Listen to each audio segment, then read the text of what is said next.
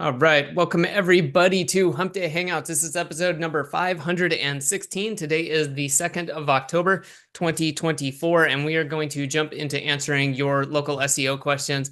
And as soon as we get past a couple of quick announcements, going to say hello to Bradley. Chris is not joining us today. He had some other stuff to take care of, and we should all be happy he joins us anyway, since he's like 6 or 7 time zones ahead of us. So it's pretty Yeah. wild that he shows up at night. But anyways, while Bradley's getting stuff switched around, getting the redirect going so that if you're joining us live, you'll be able to see this. I wanted to let people know of a couple things. One, as Bradley reminded me, we are getting really close to episode 520, which if you divide by 52, which is the number of weeks in a year, that is 10. So that is what we're calling our 10-year Hump Day Hangout anniversary. So we will definitely be doing something fun for that. Make sure to attend. So I guess that would be, what is this, 16? So 17, 18, 19. So a month from today will be 520, which will be 10 years of Hump Day Hangouts. Should be a fun one. Like I said, make sure you attend. We always do something fun for anniversaries, and this is kind of a big one. So other than that, got a couple of upcoming events. We don't have it on the schedule yet, but within the next 30-ish days, we're going to be talking with Jeremy Notzman from Press Advantage. He's got some big updates coming with Press Advantage, and so wanted to talk to him about what's going on with that as we move into kind of the end of 2024 here, and then moving into 2025, what's going on with that. Always good to touch base with him and find out what's going on in that world. And since he's so tied into the SEO world, it's great to hear from him as well. So other than that, we are also putting into works for late October the DHA 3-day workshop. So Bradley, if you want to remind people, I know we talked about it last week, but we also have people who don't see this, but do you want to remind people real quick kind of what that is all about? Yeah, the DHA 3-day workshop is about it's basically like the phase one light, which means it's about setting up a cold, well, first selecting an industry, doing the proper research to make sure it's a viable industry, something that you want to work in, because I always recommend sticking with one industry, one niche, business vertical, whatever you want to call it. Then after selecting that, it's setting up developing a brand for what I would call a directory hybrid agency or a niche specific agency. So that then you go out and buy the domains, get them warmed up, set up, and instantly. That's what we have SOPs for, is how to get domains connected with instantly, and then going through the warm up process. Because instantly ends up being the cold emailing app, and I give you the message sequences, the SOPs for how to get it all set up, all of that, and then you do your competition and location research, which is what we're actually going to talk about that today on the Hump Day Hangout, because I saw a question about that. So I'm going to give a quick demonstration of how to, but we have a full SOP for this, but it's for how to do competition and location research for the industry that you've selected. And then that's where you're going to start targeting for outreach. When you're doing cold email outreach, you're going to target the low competition areas for the industry that you've selected to initiate conversations so that you can pitch them on your local marketing services. So that's what the DHA 3-day workshop is for. It's 3 days. It's 1 hour per day, where I'm going to basically introduce what the training is about, um, give a summary of it, kind of show you guys some examples of stuff that we do in our agency and some of our program members that are doing the same thing. Then I'll answer questions about it, and that's it. It's 1 hour a day for 3 days, and then I assign you or give you the SOPs at the end of each session. And then your job is to go through and actually execute what is taught in the SOPs.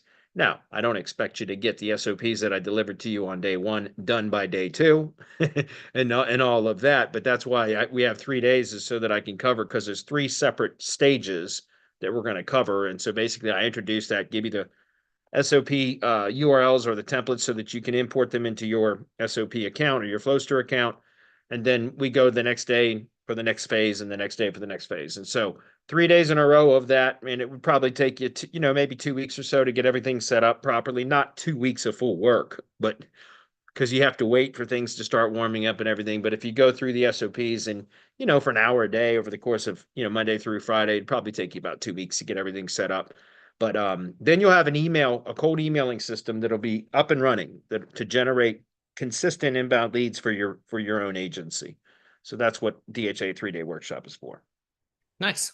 All right. Well, that rounds up the announcements I had. Bradley, anything else on your end before we get into it?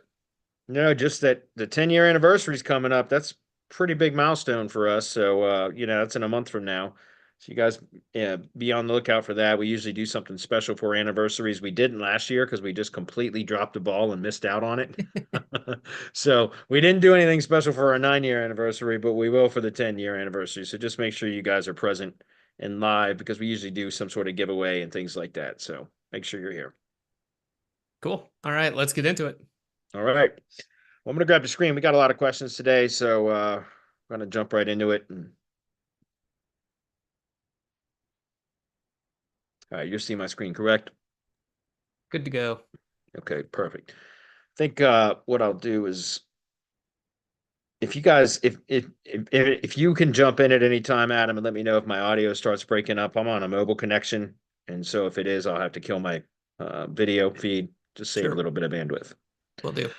Okay, so the first one is coming from Bob, I think. Yeah, Bob H. And he's asking in episode 515, you mentioned lower competition areas while showing Maricopa.Felling.Pro and others. And so he's pointing out some of the websites that I've shown and he's showing the population.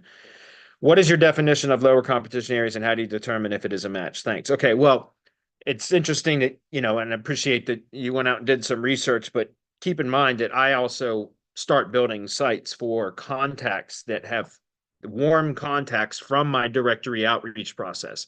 What I'm teaching in the DHA program for those, I've been doing this for 4 years now, guys. So Bob, I've been doing cold email outreach for 4 years with this method.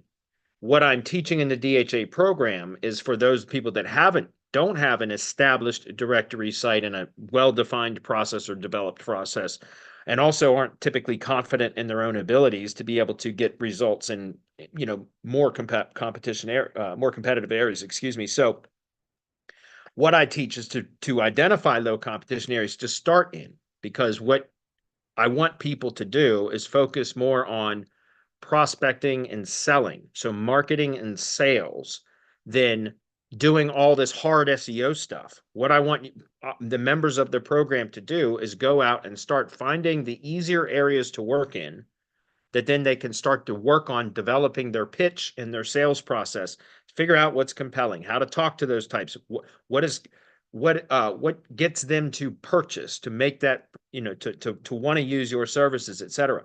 So what I teach is to find low competition areas to target. What I show is also some of the locations that I'm building because I have a prospect that it's not about low competition. It's that they have, because of my directory outreach process, my cold emailing, et cetera, my prospecting in my agency, I get a tree contractor that contacts us and says that they're interested in what we have to offer. When I get a contact like that, we know that there is likely going to be a sale at some point in the near future. So I task my team to then just go build an LLG site in that area anyway. Does that make sense? So some of the sites that I show as example sites are not because they were identified as being low competition areas. They were just sites that I built because I had a tree service contractor that's interested in what we have to offer. Hopefully that makes sense. So there is a distinction between what you're asking and what I typically show. Therefore, because of your question, though, I'm going to demonstrate exactly what I do to identify low competition areas, which will answer your question. Okay. But I just want to clarify because, again, I see that you are, went and did research on the location and the population density or whatever of the areas that some of the example sites that I've shown, which, hey, hats off to you. But those aren't necessarily low competition areas, all of those. Those are just because I had a tree service contractor that said that they were interested. And so again, our standard operating procedure is to then just go build a site in one of those cities, or the city that, in the area that they want to work in, because we already know that we have an interested contractor in that area. And so it makes sense to go ahead and build an asset. Whether we end up closing them or not, it doesn't matter, because now we have an asset that we can use to monetize with another company in the same area. Does that make sense? So why I talk about doing low competition areas for people when they first start out is so that they can start to build confidence. By selecting low competition areas, you can typically get results very, very quickly once you figure out the proper on page, the proper structure, which is going to take some trial and error. But once you get that right, then you can rank very quickly, even if not for all of the cities within the service area of that particular site that you're building.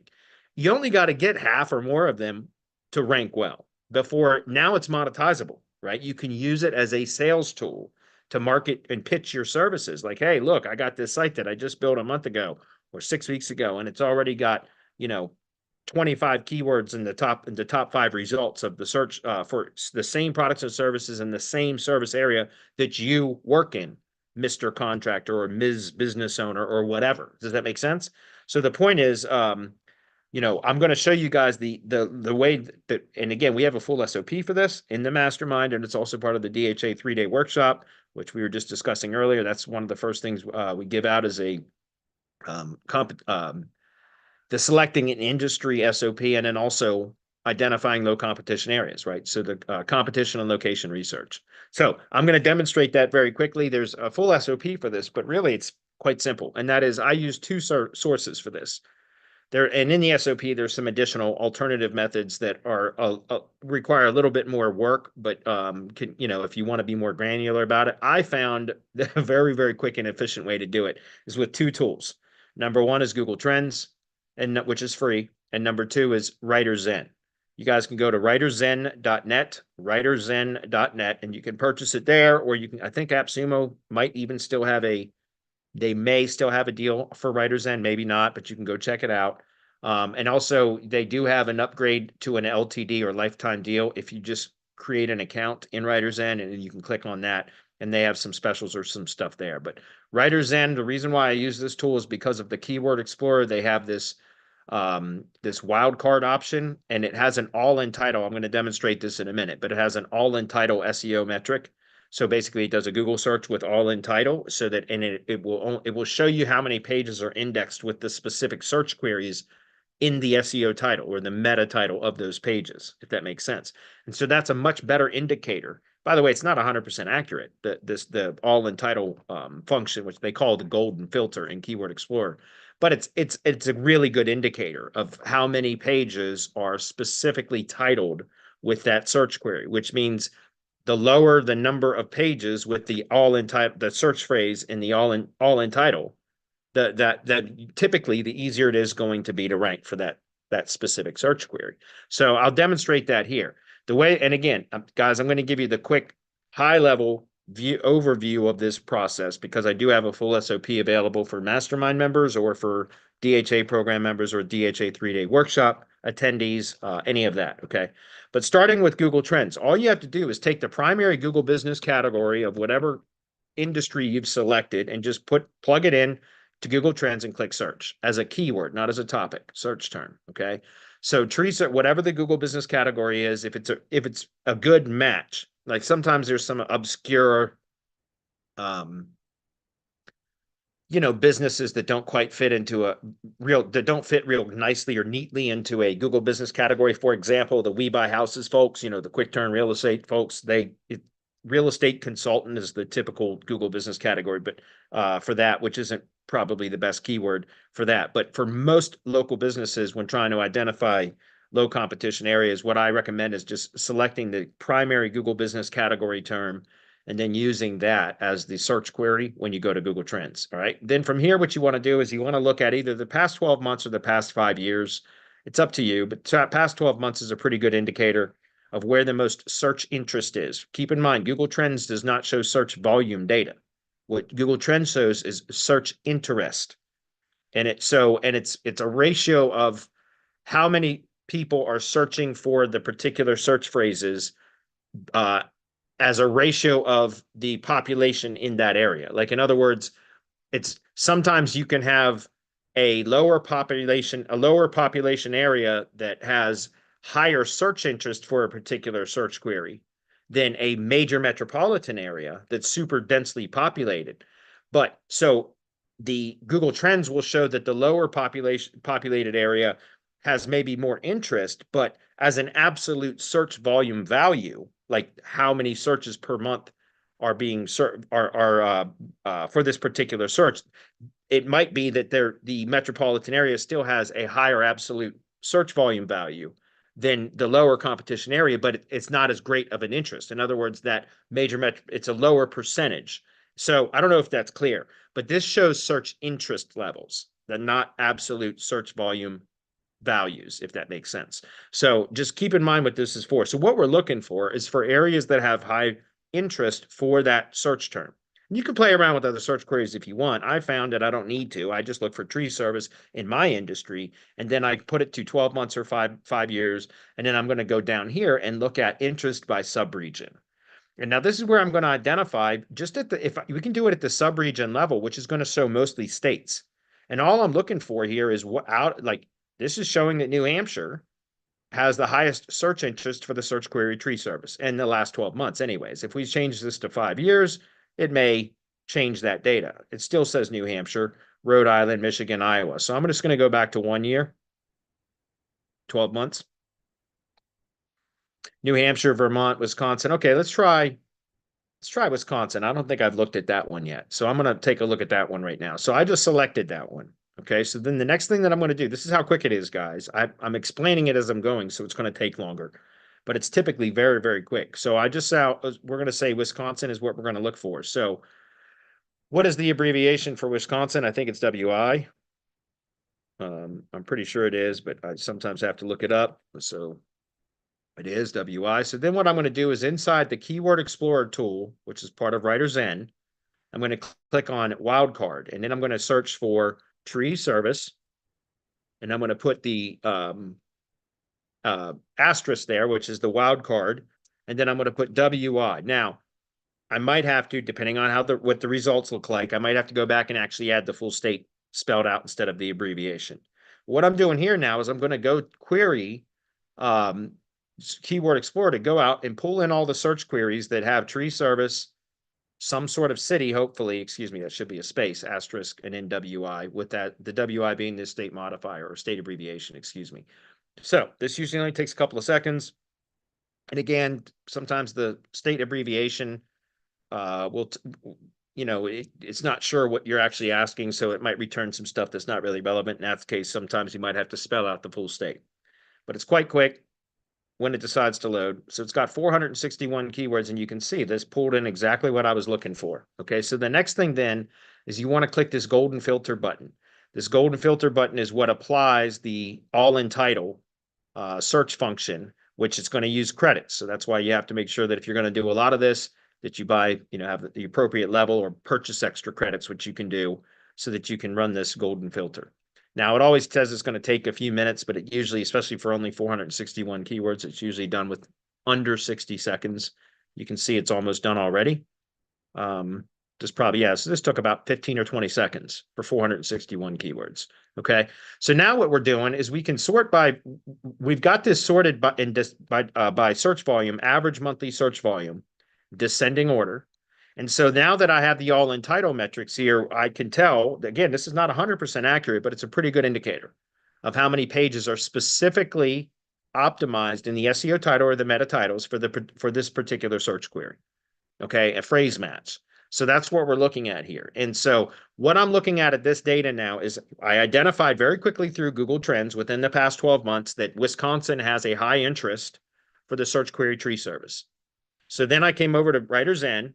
I go to Keyword Explorer, put in the wildcard option, tree service asterisk WI, so that I can get it to return tree service plus city type of search queries within Wisconsin. Okay. Then I click golden filter. Golden filter is going to go out, and for all keywords, it's going to go out and run its process or whatever to come back and show me all in title competition metrics. Then from here, now that the data is present, what I'm looking for is a combination. I'm looking at 3 different lines here.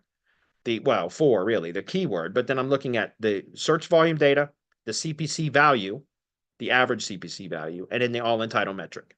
And what I'm going to look for is I just scan through this and I look at the CPC values just to get kind of a range to see, because the CPC value is a good indicator of areas where there are competitors or companies that are bidding on that search query. If that makes sense. So you can usually identify areas that it's going to be easier to make a sale for your lead generation services or your rank and rent services or marketing services or whatever, if you can identify low competition areas that, because there's not a lot of all-in titles, but yet the CPC values indicate that there are companies that are bidding on those search queries to be placed in Google Ads. Because remember, guys, the CPC values are for those that are advertising using Google Ads, right?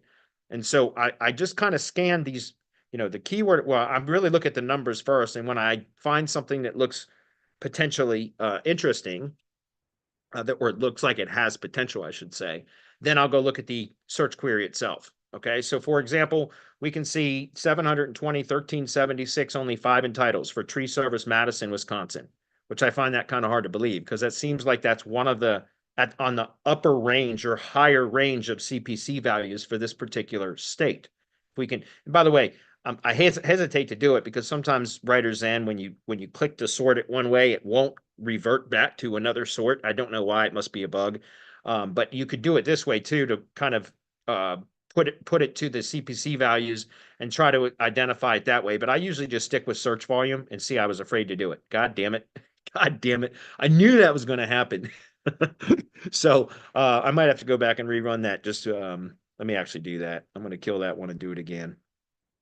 I was afraid to do that. It's a bug in Writer's End, and I wasn't sure if it had been fixed yet, but apparently it had not. So let's try it one more time.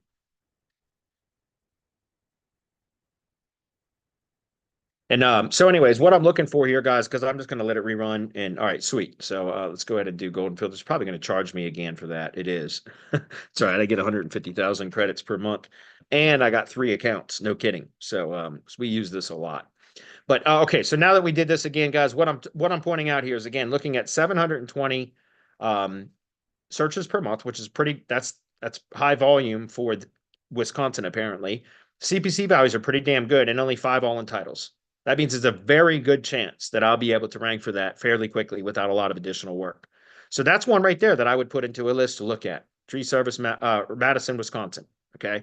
Then I'd scroll through here and I'd look for some other ones. I'm going to look for something else with some higher CPC values. Here's another one. New Berlin, Wisconsin, only 6 all-in titles, 90 searches per month, $14.50. Tree service Hudson, Wisconsin, 90 searches per month, 1569 CPC. So on the higher end of the CPC range, and only 2 all-in titles. So right there, I just found 3 in a row that I would go research a little bit further. And so then the next step then is to determine what are the location pages that I would be creating if I was going to build a site around one of those cities. So I'm going to go to the easylocal.com map radius tool, okay, which by the way, if you just go to easylocal.com at the bottom, you'll see map radius calculator right there. You just click that. It's going to take you to where we are. And then what I would do is we're going to go back to, what was it, Madison, Wisconsin, right? Yep. So what I'm going to do is come back over here and I'm going to type in Madison. WI, and I'm going to put, I don't know, let's go with 6 miles just to see how many cities that returns within that service area. And so in this data here, and let me pause the screen for a minute while I open up a clean version of a notepad file so we can use that for copying and pasting. Okay, so once I've done that, you're going to copy this data from here. You can't extract data from here without copying all of it because it just copies it all anyway. So I always just copy it, paste it into a notepad file. Then what I'm going to do is come up here. Let me zoom in on this so you guys can see it a little bit better. I set it for 6 miles, and you can see Madison has a ton of zip codes. It's a big metro area, right? So what I'm looking for really is I'm trying to identify a service area radius for my specific template that I use for tree service contractors, which is 5 location pages, right? There's always going to be one that would be considered where the primary location, which is going to be the city, the main city, which is likely where the GBP would be if it had a GBP. Does that make sense? And then I play around with that radius in this tool until I get 4 additional locations, the city plus 4 additional locations, preferably all within the same county. And you'll know if the radius is extending beyond just one county because you'll see county terms down here. And so as long as it's all in one county, then I try to, that's the way I typically am going to optimize, is the homepage is going to be optimized for the county. And then there's going to be 5 locations, supporting location pages, one that's going to be the primary city that I used for this research, and then 4 other adjacent cities or towns within that service area, all within the same county. That way it's a hyper-local site that is optimized on the homepage for the county, and it's got 5 supporting location pages that all fall within that county. Remember, I've been talking about this, guys, for months and months and months, if not a year plus now, which is about optimizing the homepage for service area businesses in the broadest terms possible. Who you are, what you do, where you do it in the broadest terms possible. Brand entity, product or service entity, or category, right? And then the location entity that is all inclusive of the areas within the service area. So that could be a county, it could be a metro area, so a region, it could be a larger region, it could be a state potentially. I found that hyperlocal sites tend to perform better, which is why I so far am still sticking with county on the homepage, and the 5 service area locations or supporting location pages are all contained within that one county. Although I did just assign my site builder a project that is now going to be optimized for a region in the Roanoke Valley region in Virginia. As a matter of fact, we're going to be testing a kind of a different configuration. I told you guys I've been split testing or single variable testing different configurations and things like that. So far, I haven't found one configuration that beats my current control. My current control is the county on the homepage and 5 locations within that county as the supporting location pages. So you can see here, guys, we got 3. So I'm going to extend that out a little bit and see if we can get 2 more. Okay, so the next one, let's go to 7.5 miles and see what happens. All right, I'm going to come in, just copy all that data again. I'm just going to clear this, paste again, and go back up and take a look. And now we see Madison, McFarland. So now we've got 4 locations instead. So it went from 3 to 4, but we still don't have 5, but we're still in Dane County. So let's go ahead and extend it out a little bit more. We'll go to 8 miles and see what happens. Copy that data, paste it in, take a look at that. Let's see, do we have another county coming in yet? Nope, still Dane County. And it looks like we got it now, right? So we've got multiples here. So I might even go back and narrow that down a little bit, or go look at the Wikipedia page for Dane County, now that we know the county as well, and then go take a look at the community section of that county page and determine out of these, we already know that Madison is going to be one of them. So maybe, what of these other ones are we going to use? So let me just demonstrate what I would do. I'm going to take this, cut this out, put this up here, and then we're going to go take a look at the Wikipedia page and determine what of these other locations we would want. So a couple ways you can do that. By the way, you can do Madison, Wisconsin, Wikipedia.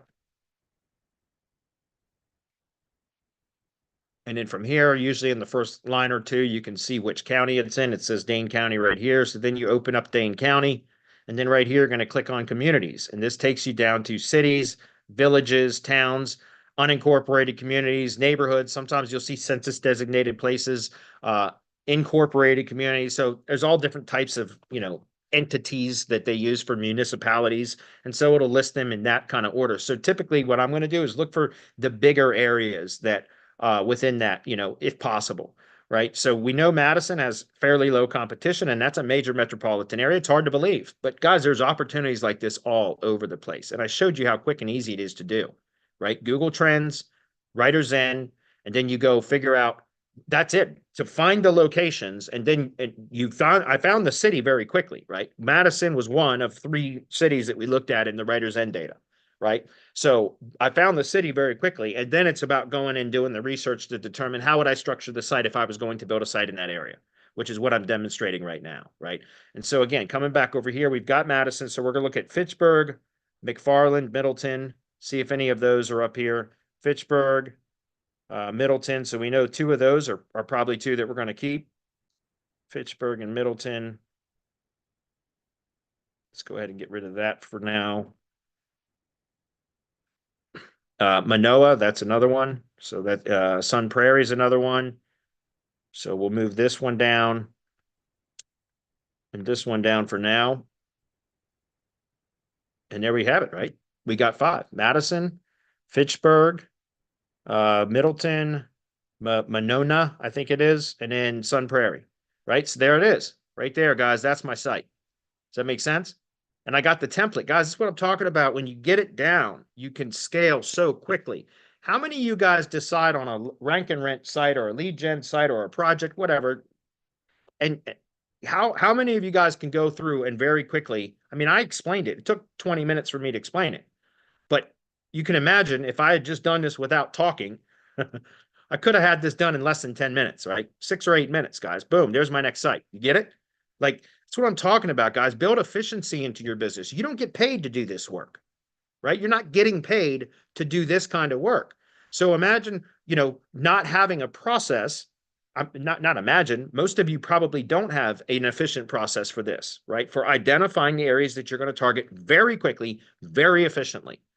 You spend hours and hours and hours trying to figure out where you're going to target and all that kind of stuff. That's why I said if you go into one industry, guys, then you get all this stuff developed. Yes, it takes time, but you're always starting over from scratch every time you go into a new industry to try to do this stuff, where you have to learn all this stuff, figure out what the best configurations are, all that kind of stuff. And it's a pain in the ass. Why not just pick one industry, get to know it really well, decide on a website structure from testing, right? I can give you some framework to work within, but then it's going to require some testing on your own part to get it down to what is the best performer. But once you've got a good performing structure in place, then it's about duplication. And very quickly you can identify, just like I showed you guys, in 6 or 8 minutes without talking, I could have had this identified as Madison, Wisconsin is absolutely a good target. And here are the locations for the supporting locations that I would build in a county, or excuse me, in a with the homepage being optimized for this right here, Dane County. Does that make sense? So right there, guys, I've just got another target location that I could build a lead gen asset in, set it for indexing, and let it sit. And probably within, now I don't know how it would perform yet, because this is all a guess, guys. It's an educated guess, right? A well-informed guess based upon what data we're looking at very, very quickly. But the goal here is we don't have to go out and start from scratch on a new site again. We've got a template. We've got a template that we can literally build through CSV inputs or form inputs. So we can now take this data and go, my VA, which is full SOPs on this, can go out and pull in the georelevance data for each of these locations. And that's all she has to do, and put that data into a sheet. Let me just give you an example. This is the sheets that we use for this, guys, right here. Here's the one for Louisville.Felling.Pro, because I've been working on high-level automations and workflows for 2 fucking days. No kidding, because we're trying to get our last service launched. But here's what I'm talking about, guys. We take the data for each of those cities. This one's not a completed one. Let me give you one that's completed. Give me a second, because that one's done in Google Sheets instead of this. All right, so here is one that here we go. This is one that my VA my team member just launched 3 weeks ago, maybe. And so here's an example. That needs to be updated too. God damn it. Yeah, it needs to be updated. But here's an example of what I'm talking about. Here's the city data for this particular site, which is Spotsylvania.Felling.Pro, right? So the city data is here. The georelevance data for each of those 5 cities for that particular site. My VA goes out and collects all this data, and then from there goes into high level, because we use high level for our site builder. Go into high level, and there's a separate high level form for each one of these sheets.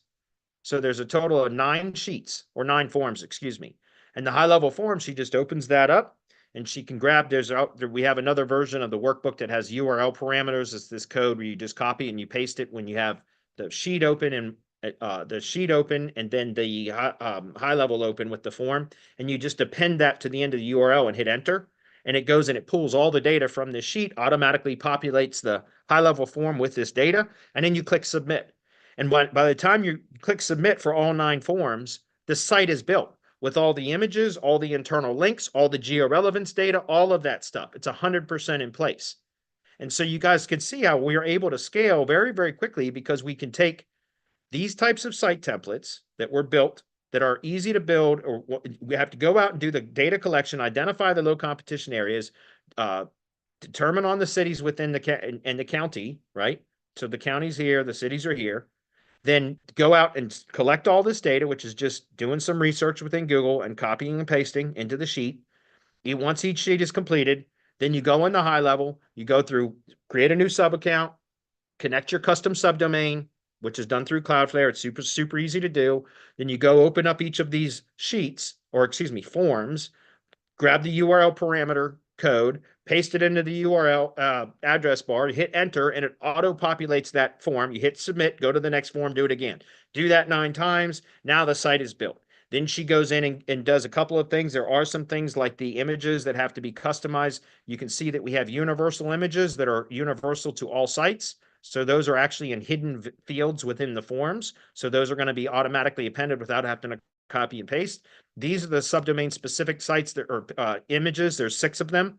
So she has the VA, my team member has to go in and optimize or do the QR code and logo overlay for 6 images for every site that we build. She does that, but we have a tool that we use called Visual Watermark that has a template. So it's super easy. You just go in, grab the 6 images, hit the template, swap out the logo URL, the QR code URL, hit watermark all, and it watermarks all of them. So all of this stuff is done to be very efficient. And then we have ZimWriter prompts that we use for the content. And so we have the ZimWriter prompts that we run for each of the, because we use new content for every site. And that's it, guys. It's a process. It's like an assembly line, right? And that's what I talk about. Like, it's so easy to build a large business in one industry. When you get to know the industry well, you know how to sell to those people in the industry because that's all you do. And then you can develop these types of processes or use the processes that we've developed and modify them for your own industry to go out and very quickly identify low competition areas that you can target that you know you have very good chances of performing well without a lot of additional SEO work. Now, you won't know until you actually deploy the site as to how well it's going to perform without any additional SEO work. But the goal here is if you can find and identify these types of locations, low competition locations very quickly, without a lot of work, like I just showed you can be done, and you have somebody that's building the sites for you, then why not just build a whole bunch of sites? God damn it, there's a gnat flying around. As I was saying, if you had 100 of these sites and only 30 to 35% of them, which is about average really, are going to start ranking with little to no additional SEO work. If you build 100 of these sites, guys, and now you've got 35 sites out of 100 that you can now use to monetize by either ranking, doing rank and rent or pay per lead, or use it as a sales tool to sell your SEO or marketing services to businesses in those areas that you already have ranking sites in. Because you could point to it and say, I'm already outranking you for the same products and services that you provide in the same areas that you provide. I can do this for you as well. Would you like to work together? If so, I can assign this site to you. So you can either monetize it by renting the site, selling the leads, or assigning that site to a client that you've sold traditional retainer-based services to. So you're still monetizing the site. It's just part of a larger retainer package, if that makes sense. And so again, guys, and by the way, you've done this research. You already have something that's ranking fairly well. So you know it's a low competition area because you were able to rank that site with little to no additional SEO work other than just proper on page, right? And so doesn't that mean when you do land a client in that city, whether you rent them that site or whatever, it's likely that you're going to have that their projects are going to be fairly easy to rank as well, because you've already identified that and proven that it is a lower competition area. So of course they might have a shit website and everything else, but that's an opportunity for you to sell them on another site build, which by the way, with my tree guys, guess what kind of site they get? This exact same damn site. They just get another one if we end up having 2 for them, one with the lead gen brand and one with their brand. We have another site built just like this with their logo, their image, their own specific images, etc. But it's the exact same template. Because I don't even let tree guys make it. If they want a site out from some other company, that's fine. They're free to do that. But if they want us to build the site, it's going to be this. Like, we can change the colors and the images. We can change the services if they want, but most of the time they don't, because this is what most all tree guys offer right here. And in the service areas are going to be the same anyway. Does that make sense? So it's an easy way to scale, guys. It's much simpler. It's a much faster way to scale. And it's a great business model. So hopefully that was clear. Spent a lot of time on that, but it was a good question. So thank you, Bob. Moving on.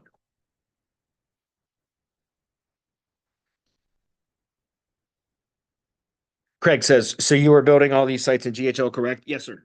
100%. We do have an SOP and a WordPress template that is almost identical. And it's also uses CSV input to build. But that's an actual, it uses you upload CSV files. So each sheet has to be its own CSV file, and then you upload it into a custom plugin that one of my site build team that does. Anyway, they developed a custom plugin for me. And so, but I don't recommend using WordPress, guys, especially for this model, because you have hosting, you have hacking, you have all the updates. The goal here, guys, is to pump these sites out quickly and get a whole bunch of them out there on the web, because a high percentage of them, about a third from my experience, are going to rank with no additional work, like rank really well with little to no additional work. let me give you some more examples, guys, just so I can kind of clarify this. I mean, some of these sites are just crushing it. Like this one does have some links, but this site is brand new. You can see if I go to this year, you'll see when this one was started. This one was around the beginning of August is when we first started messing with this site. Like we first deployed this site sometime like that. And this one, I think I let this one sit for a couple weeks before I actually submitted it for indexing. So you can see kind of popped in and look at this. This is going up on its own without a whole lot of additional work, guys. There had been some links built to this because there was a different site that was out there that I had done a redirect. It was for the same site. I'm trying to rebrand lead gen asset that I had in this area. So that's what I did, was assigned it to here. But that's a fairly new site. You can see we've got 25 out of 42 keywords that we're tracking in the top 5 positions. Like, look at these green arrows, guys. This is what I'm talking about, right? You don't need all the keywords to rank before you can use it as a tool to sell your services. All you need is something like this where you can show them, look, these are the same keywords that you want to rank for, and the exact same areas that you claim are within your service area, Mr. Contractor. And I've got this site that's performing really, really well that we can assign to you if you want to work together. Let's have a chat. It's not that hard, guys. And instead of selling it to them for $500, $1,000, $1,500 a month, like a lot of the rank and rent people tell you that you can do, by the way, good luck. Have fun with that. Okay. I tell them it's 99 bucks a month, or hire us to do SEO for your brand and we'll assign this site to you. Any leads that come from it will be exclusive to you. Does that make sense? It's a sales tool, guys. You don't have to make it difficult. You don't have to try to monetize the thing for $1,000 a month so that at every opportunity that they can to quit, they will. When they're going to complain about this and that and this and that. Why? Why not just build a bunch of these sites and do it for $100 a month, which is less than a daily cup of coffee for these guys, right? And just do more of these sites that don't require any additional work, any additional maintenance. See what I'm saying? It's just a better model, in my opinion. In one industry, you get to know exactly how to sell to them. Your marketing gets better for generating leads that then you can sell these to, like generating contractor or company leads, right? Service provider leads. All of that stuff, guys. Here's another one. Let me just show you another one. This one is the Maricopa.Felling.Pro. This is one that Bob brought up. So this one is also a new one. If we go to this year, and this isn't super low competition, but it's definitely one that I selected. This was not really a low competition area, to be honest. That's what he was pointing out in his comment. But like I said, we go out and look for like the Spotsylvania.Felling.Pro. This is the one that I just showed you. This is a brand new site as well. Again, we'll go to this year, and this one's doing a little bit of dancing. You see it's indexing, and then it looks like it's dropping a little bit. That's normal for high level sites, but still not bad, right? For a brand new site that hasn't. This one has, I think, 0 backlinks. Maricopa.Felling.Pro has 1 backlink. So the point that I'm trying to make, guys, is these types of this model is a superior model, in my opinion, because it requires far less work than so many of us are used to doing when it comes to SEO and trying to build a lead gen business. All right, moving on.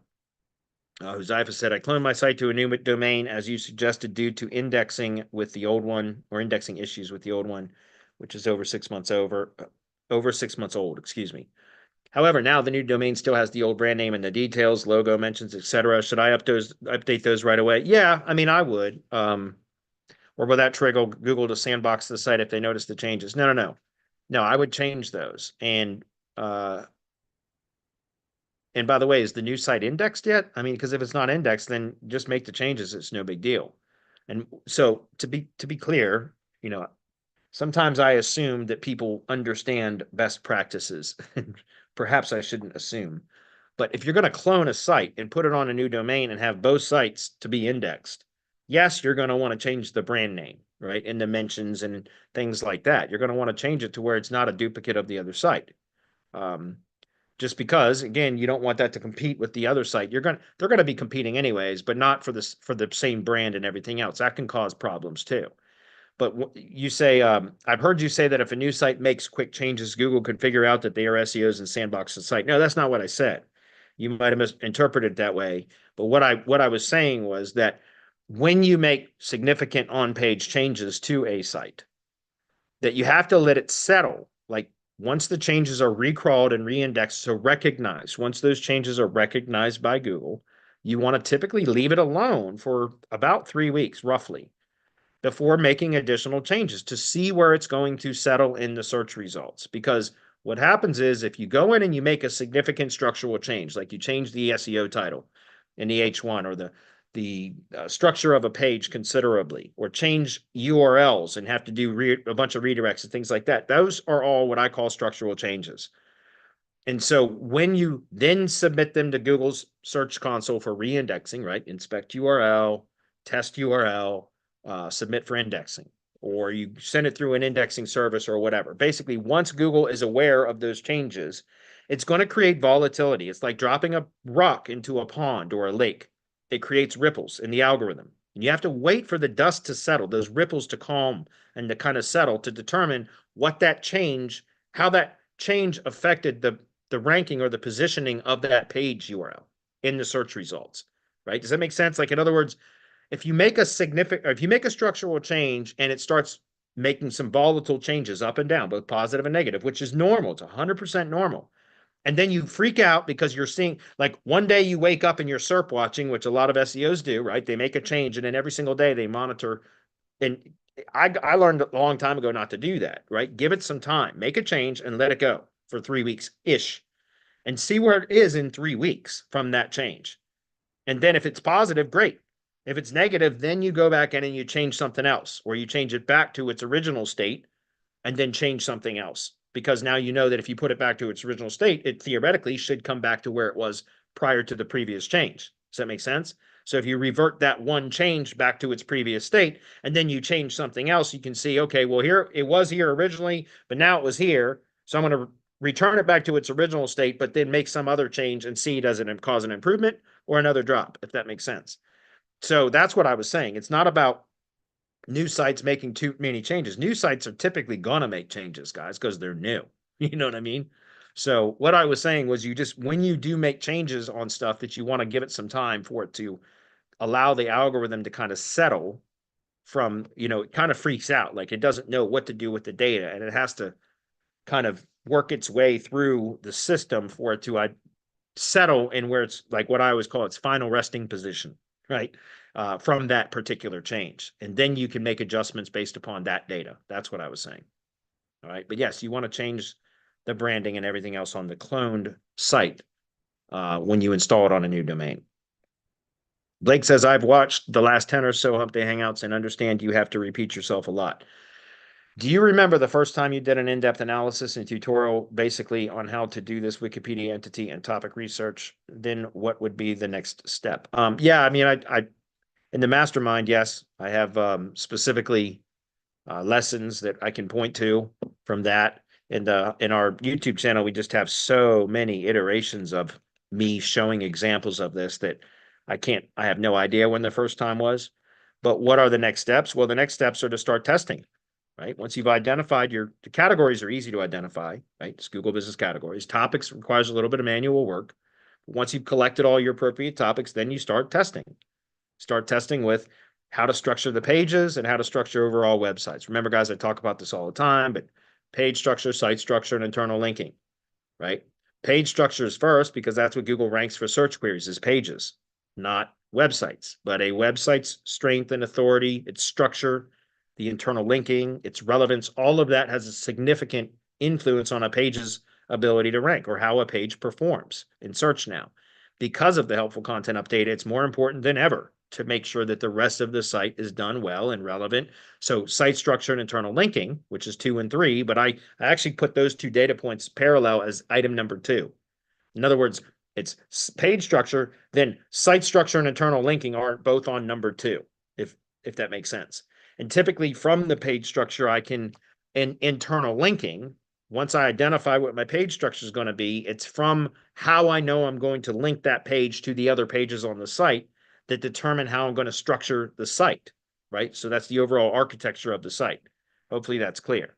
And so when I talk about topic and category optimization, categories are easy. You get those from Google Business Categories. Topics are take a little bit of work to identify based upon the search queries and the Google Business Categories associated with your chosen industry, identifying the Wikipedia topics or entities that, according to what Google understands, by doing searches that are related to the category, with Wikipedia appended to them, extracting those entities, putting them into a spreadsheet of some sort, and then doing some testing with it with SEO titles, H1s, headings, and subheadings. That's all you need to do with the pages, just test with, guys. You do not need to put a shit ton of content on those pages. I can't stress that enough. When you're doing these types of tests, all you need is titles, headings, and subheadings on the pages. No kidding, to determine how is it going to perform. And so you can do your testing with bare bones pages, literally the skeletons of normal web pages. So just titles, headings, and subheadings, so that you can figure out what the best performing configuration is at the page level first, and then how you relate that page to other pages on the site through internal linking and site structure. Overall site structure. So that is it. It's about figuring out those categories and topics, and then starting to play around with the structures using those entities that you've already identified are the most relevant to your particular industry, and figuring out which works best. Like I said, I teach a lot in the mastermind about how to do that across various industries. I've given many, many, many examples across several different industries. And so that's the framework that you can then apply to whatever industry that you're in. And from there, it does take some trial and error, which, going back to what I was just saying, what's beautiful about it is once you get it, guys, it makes it so easy, because now you got a scalable business model like what I just showed you, right? We can very quickly identify in a matter of minutes the locations that we want to target. Or because I don't care if a tree service contractor contacts me from somewhere that is very competitive, whatever, I'm still going to pitch him on my services. So if a tree contractor reaches out to us or replies to our cold outreach and says, yeah, they're interested in hearing about what we have to offer, then that also goes into the queue of like, okay, we're just going to build a site in their area. Why? Because again, it's not hard. All we got to do is figure out what is the city that they're calling from, and then do the same kind of, we don't even have to do the competition research for there. If I know it's a really competitive area, I just won't bother though. But if in building just a straight up lead gen asset, but if it is, typical competition level or whatever, then we just build sites in those areas, especially when we got somebody that's seriously interested in what we have to offer. If that makes sense, because it's likely that we're going to end up working with them anyway. So why not have an additional asset in their area? That's my point. So, all right, moving on. With how powerful the GBP is for local, why is it not worth it to get a little industrial suite for $600 a month to supercharge SEO instead of doing service area? Yeah, I mean, I guess if you're a business, then yeah, that makes sense. But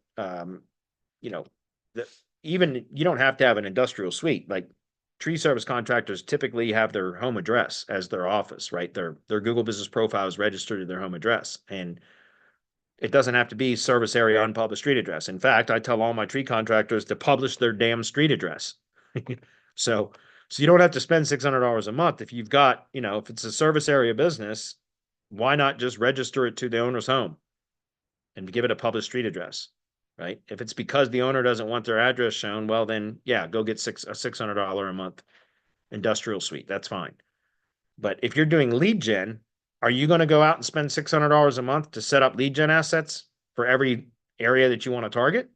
And so I teach to do organic assets the 100% exactly the way that I just described, so that then we don't have to worry about any of that GBP shit. All we have to do is find low competition areas, build organic assets, get them to rank at least half of the keywords to rank.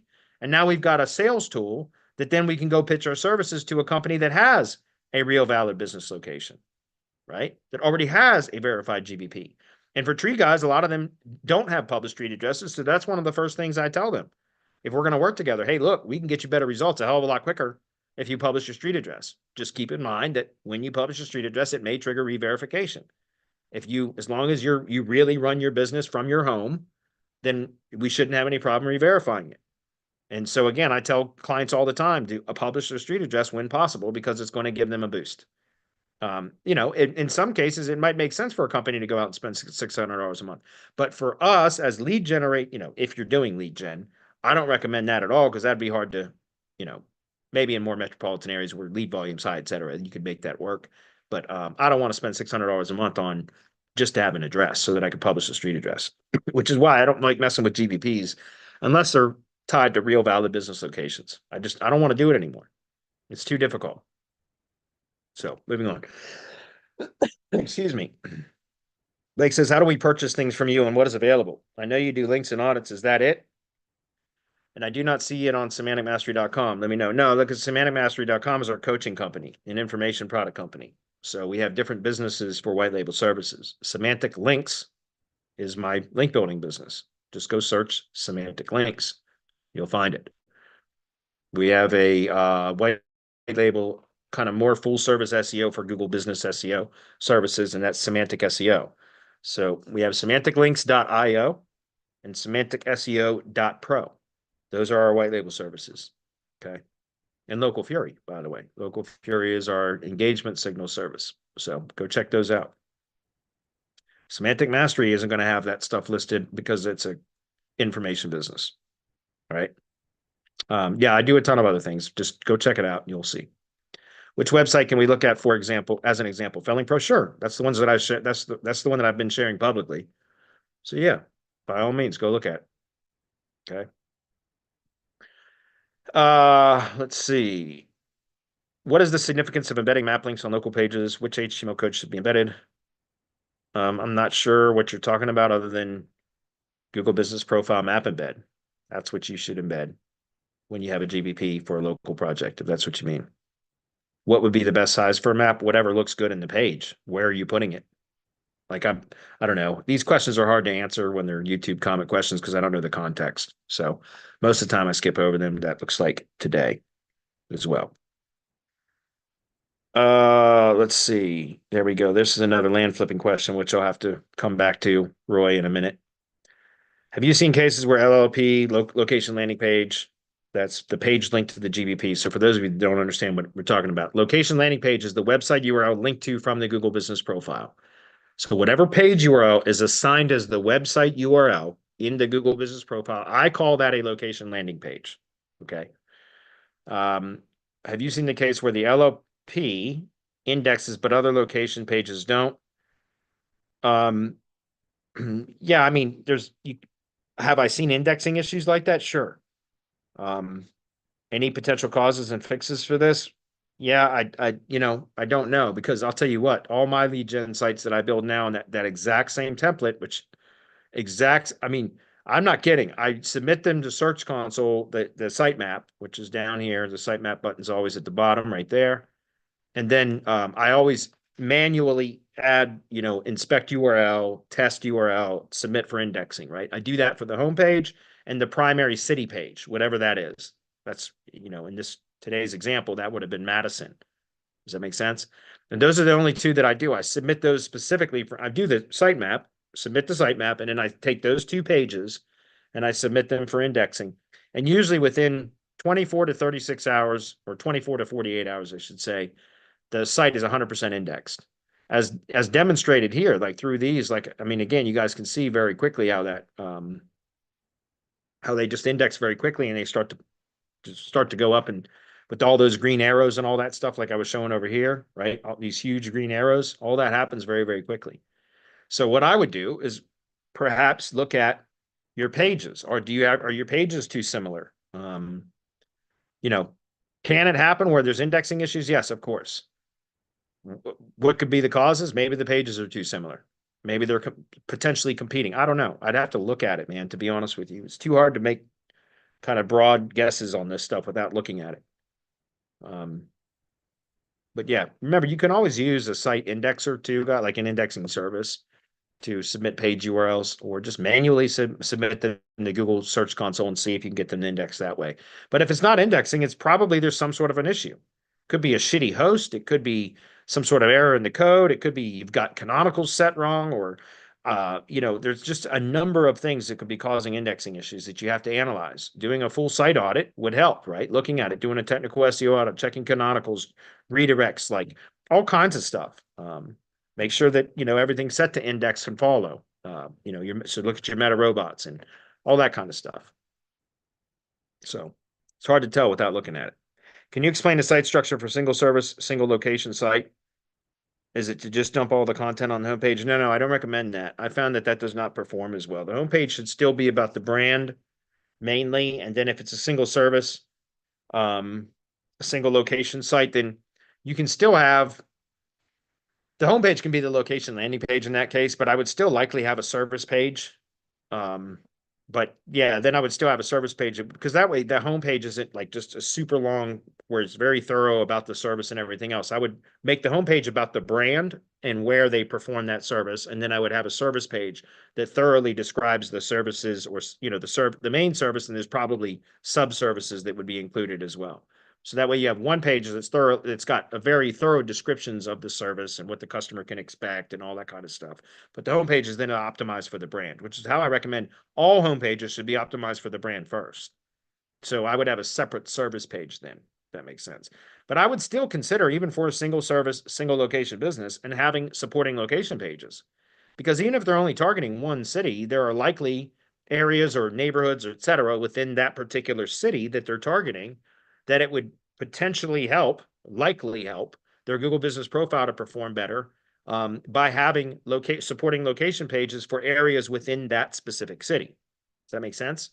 So I do have a test that I started to build, but I've not completed it for a single city service area business that's only targeting one city. So that it's Fredericksburg, Virginia. No kidding. I'm building a Felling.Pro site for Fredericksburg, Virginia that is just Fredericksburg and then locations within Fredericksburg as the supporting location pages. And it's actually kind of a small city too. So I'm just going to test with that to see how it performs, but I don't have it built yet. So maybe in a couple of weeks, we can talk about that when I have an example to show. David says, for local SEO clients that don't have a long history, what content do you put on their service pages to show EAT? Guys, you don't have to show EAT. EAT, I mean, that's not an algorithmic thing. That's only for if the site gets a manual review. EAT are quality guidelines that the manual reviewers are supposed to follow when they're reviewing sites. It's not an algorithmic thing. So, and I've tested that. Honestly, I don't think it's worth even bothering with. So, it doesn't have a long history. It's a new business. So, not much you can do about that. Okay, guys, I'm going to wrap it up. I've got one question I'm going to answer for Roy. So, those of you that aren't interested in land flipping questions, feel free to, do something else. Excuse me. Before I run off, though, I am going to look at the comments. And Roy, I'm going to answer your question about land flipping. I'll stick around for a couple minutes for you. Duchette says, are you still doing large brand sites or would this be a single area website? No, I've done a lot of testing on that, and I found that the hyperlocal sites perform significantly better. They rank better, quicker, etc. So I've switched entirely to building hyperlocal sites, not doing big sites. It's all the same brand, but they're all subdomain sites, right? I'm doing multi-location sites on one brand, but on subdomains, so they're all standalone sites, what I call hyperlocal sites. They tend to perform significantly better. Do you just do a subdomain? Yeah, just go to Felling.Pro and take a look, man. Poke around, you'll see what I do. Okay. I do subdomains for each location. Okay. All right, guys, I'm going to answer Roy's question and I'm done for the day. So again, if you guys aren't interested in tree service, land flipping stuff, feel free to go do something else. All right, Roy says, hey, Bradley, we have a question regarding land flipping. So we're about to get the affidavit and memorandum concerning real estate recorded for the land flipping. We realize that we don't have a proper template for the affidavit and memorandum concerning real estate. Or remember, you showed the template used for the affidavit. Would you be opposed to sharing? No, I don't mind at all. But Roy, just contact me because I've shared it in chat. But the last time I shared it, I shared the link to my to the Google Doc that I used as the template for all affidavits. And so I'm not going to paste it here again in chat, and then you won't get it. And then you'll ask again. Just email me. B as in boy, Benner, BENNER at semanticmastery.com. Email me, and I'm happy to share it with you in email. That way you get it and you have it. And I can show you an example of a recording cover page, because most counties, at least in Virginia, most counties recorded a cover sheet when you would have it recorded, and you have to go onto the county website and prepare the cover sheet, then print it out and send that in with the affidavit and the recording fee, which you have to send a cashier's check for the recording fee, and a self-addressed return envelope, so that once they record it, they're going to send you back the affidavit and the receipt and the sort of record that shows that it's been recorded and all of that. Okay, so again, just shoot me an email, man. I'll answer that question or send you that resource there. Also, let's say we go ahead and get an affidavit for the land we're flipped we're flipping recorded, and then we get our sale agreement with the seller extended. At that point, do we need to get another affidavit and memorandum? Yes, because you have to have it. The affidavit states the contract expiration date. And then also keep in mind that you do have to do a release of affidavit. If you don't end up purchasing the property, you have to do a release of affidavit. And by the way, a lot of times I used to always, whenever I would let a contract expire because I just couldn't get it sold, or I found through after locking it up, I found that there was problems with it that were just going to make it, too difficult to sell or whatever. So I used to go back and then go do a release of affidavit form after the deal fell through or whatever. But then because I had so many of them out there, I just decided not to bother with that anymore. But on the affidavit, in the template, that if you email me and I send you the template, you'll see it says affidavit prepared by, and it says name and the phone number and all that kind of stuff right on the affidavit, so that I didn't have to cancel them, because when the property owner goes to sell the property to some other party, some other buyer, then when it goes to closing and they start preparing the settlement documents, it'll come up in a title search. And the settlement attorney or the settlement agent, whatever, depending on what state you're in, you'll get a call from them for sure. And they'll say about the affidavit, and they're going to request a release. And I've got a release of affidavit form that I can send you as well. And so I usually just wait now until they contact me to then do the release of affidavit form. And that way I get them to pay for it, by the way, because otherwise you got to pay for the recording fee and all that again to have it released. And so I just wait till it goes to closing for another buyer. And then the settlement company contacts me and says, hey, we need to get a release. And I say, no problem. Do you want me to use your release form, or do you want me to use mine? And a lot of the times they want me to use theirs. And I tell them, fine, fill it out, send it to me. I'll sign it. And then they send it back to them. And then they have it recorded and notarized and all that stuff. Right. Hopefully that's clear. So. I feel that we're getting very close to the finish line. Okay, yeah, just email me, bbenner@semanticmastery.com, and I'll send you those resources there. All right, everybody, thanks for being here. I appreciate you guys. We'll see you guys next week. Bye, everybody.